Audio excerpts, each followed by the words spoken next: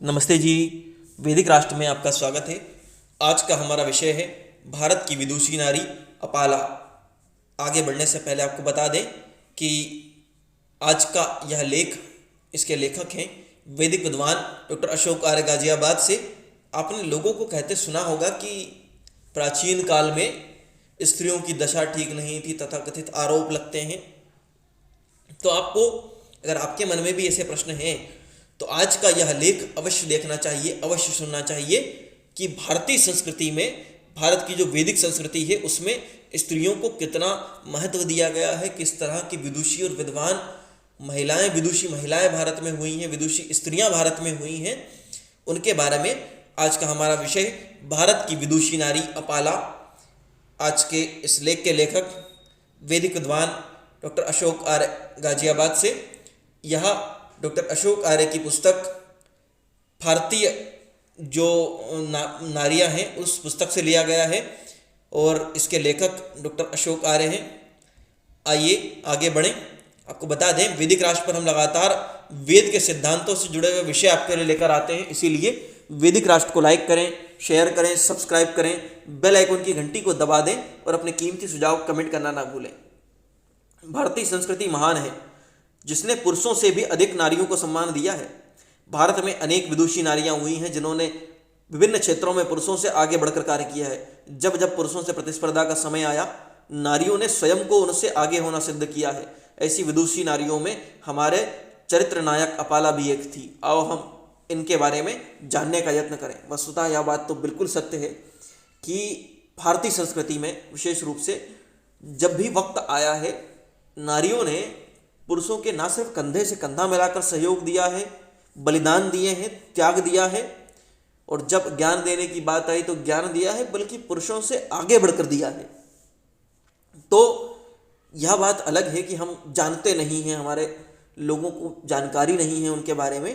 आज की हमारी जो नायिका हैं इस लेख की, उनके बारे में आज हम जानेंगे। भारत की विदुषी नारी अपाला।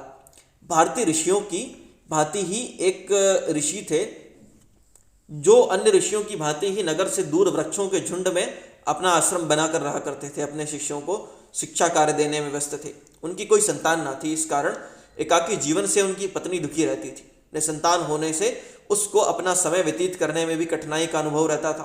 प्रतिक्षण चिंता में जीवन व्यतीत कर रही थी। इस नारी ने एक कन्या को जन्म दिया। इस ऋषि कन्या का नाम अपाला रखा गया। अब पुत्री के साथ आनंदमय जीवन बिताने वाले गुरु पति पत्नी आनंद से रहने लगे। बेटी के साथ वाटिका में घूमना, खेलना आदि उसकी दिनचर्या का अंग बन गया।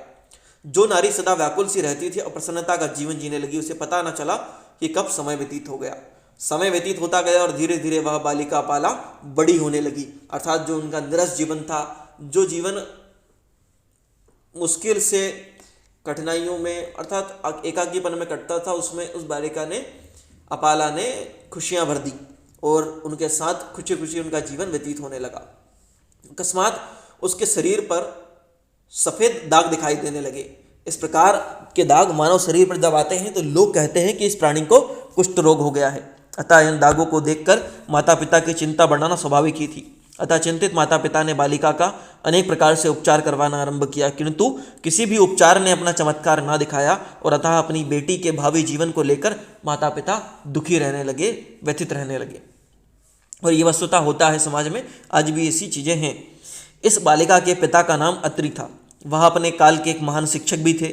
निराश पिता के मन में यह आया कि इस भयंकर रोग से ग्रसित इस बालिका को उच्च शिक्षा से शिक्षा देकर एक महान विद्वान बना दिया जावे, क्योंकि सुंदर ना होने पर भी गुणवान प्रत्येक सभा में आदर हुआ करता है, उसका आदर और सम्मान हुआ करता है। वस्तुतः यह बात ध्यान रखने योग्य विशेष रूप से भी है कि सुंदरता एक विशेष तौर पर ही मान्य होती है, लेकिन गुण जो है, गुणवान जो होता है, उसका सम्मान सब जगह सर्वत्र होता है। इसीलिए गुणों का आदर हमेशा होता है। जब इस पिता ने इस बार ध्यान दिया तो सुशील अपाला कुछ ही समय में अपने काल के युवकों से भी कहीं अधिक सुशिक्षित हो गई। शिक्षा में तीव्र अपाला के साथ जब कोई शास्त्रार्थ करता तो निश्चित ही उसे पराजित होना पड़ता। ऐसा अपाला का विवाह कुशाग्र नामक एक युवक से हुआ जो नाम के ही अनुरूप वास्तव में कुशाग्र था। एक दिन अकस्मात कुशाग्र का ध्यान अपनी पत्नी अपाला के शरीर पर गया और उसके शरीर पर कुष्ठ के चिन्ह बहुत विरक्त सा रहने लगा वो उन चिन्हों को देखकर, किंतु उसने इस संबंध में कोई भी चर्चा अपाला से नहीं की। अपाला इस बात से खिन्न रहने लगी। यह खोज का यत्न करने लगी कि उसके पति के रुष्ट होने का कारण क्या है। उसने बताया नहीं अपाला को, बस उनको देखकर वह थोड़ा सा खिन्न रहने लगा, थोड़ा सा दूर दूर रहने लगा, किंतु वह कुछ भी समझ नहीं पा रही थी। उसको समझ में ही नहीं आ रहा था कि आखिर कारण क्या हुआ।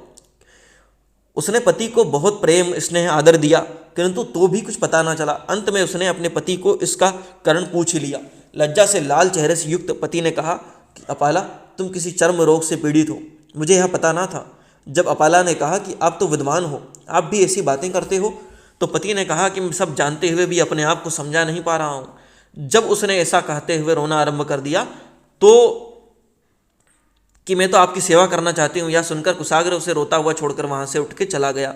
अर्थात जो अपाला है, उसने जब बात ऐसी सुनी तो उसने कहा कि मैं तो आपकी सेवा करना चाहती हूँ, लेकिन कुशाग्र वहाँ से उठा और चला गया उसको रोता हुआ ऐसे ही छोड़कर।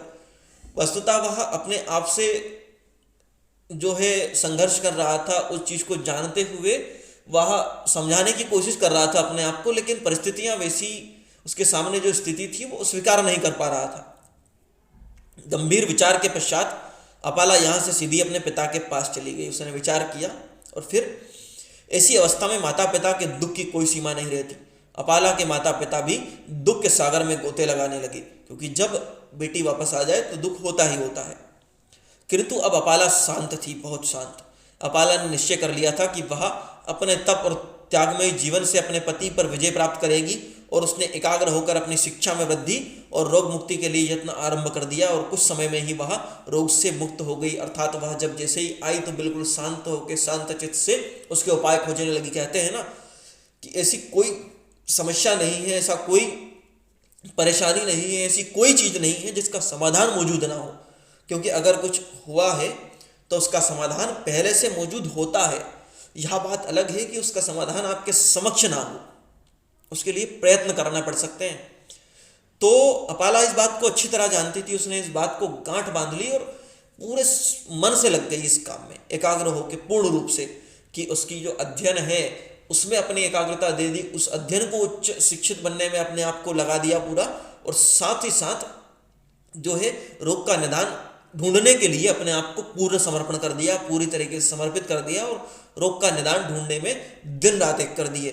लगातार दिन बीतते गए और उसने प्रयत्न और तीव्र किए, तरह तरह के उपचार, तरह तरह की औषधियों की जानकारी और सब चीज़ें करने लगी। और आखिरकार कहते हैं ना कि संघर्ष अगर कठोर होता है, आपका जो प्रयास है वो पूर्ण मन से होता है, अपनी पूरी क्षमता के साथ प्रयास होता है, तो परब्रह्म परमात्मा जो है उसका उचित फल अवश्य देता है। इसीलिए अपाला के साथ भी वही हुआ, और कुछ ही दिनों में वह रोग से मुक्त हो गई। रोग मुक्त होकर वह पुनः अपने पति के घर पहुंच गई। अब इस रोग मुक्त पत्नी से उसने महान विद्वान पति ने क्षमा तो मांगी ही, तथा अपाला से बहुत पुरानी बातों को अपाला ने भी भुला दिया। अपाला इतनी महान और वेद की विदुषी थी, ऋग्वेद पर उसने अपना पूर्ण प्रभाव दिखाया और वह वेदों की उच्च कोटि की विद्वान हो गई। उसने ऋग्वेद के अष्टम मंडल के सूक्त संख्या 11 की प्रथम 7 ऋचाओं पर एकाधिकार स्वरूप चिंतन किया तथा प्रकाश डाला। इस कारण वह इन 7 ऋचाओं की ऋषि कहलाई। उसने जो है ऋग्वेद के इस मंडल की जो है ऋचाओं पर पूर्णतः प्रयास किया ऋग्वेद में, और साथ ही साथ अपने पूरे प्रयास के बाद जब उसने इस प्रथम 7 ऋचाओं पर अधिकार कर लिया तो चिंतन मनन किया और प्रकाश डाला। इस प्रकार अपाला ने न केवल स्नेह प्रेम और यज्ञ से अपने पति को ही जीत लिया, अपितु समय के सब पुरुषों से अधिक विद्वान हो गई, विद्वत्त हो गई, और जो है उसका नाम हो गया।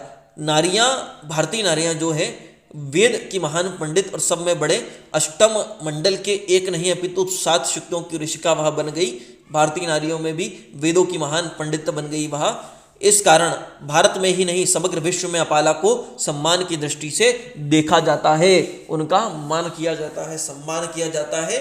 और वस्तुतः यह भी विचारणीय तथ्य है, प्रश्न है कि जो कहते हैं कि वेदों के अंदर बराबर तथाकथित आरोप लगते हैं तरह तरह के भारतीय संस्कृति पर, वैदिक संस्कृति पर, उनके लिए भी जवाब है कि भारत में वैदिक संस्कृति में ऐसी ऐसी नारियां हुई हैं जिन्होंने न सिर्फ विद्वान हुई हैं बल्कि वेदों की ऋषिकाएं भी हुई हैं, और अपाला उनका प्रमुख उदाहरण है। उन नामों में प्रमुख नाम है। अन्य इस बारे में अधिक जानकारी के लिए भी आप हमें कमेंट में अपना प्रश्न पूछ सकते हैं। साथ ही साथ लगातार हम आगे भी अन्य भारतीय नारियों के बारे में जानकारियां आपके लिए लेकर आएंगे। इस तरह के अन्य वैदिक लेखों के लिए, प्रेरणादायक कहानियों के लिए, महापुरुषों के जीवन परिचय के लिए, वैदिक भजनों के लिए, वेद मंत्र भजनों के लिए वैदिक राष्ट्र यूट्यूब चैनल को लाइक करें, शेयर करें, सब्सक्राइब करें, बेल आइकन की घंटी को दबा दें और अपने कीमती सुझाव कमेंट करें। धन्यवाद।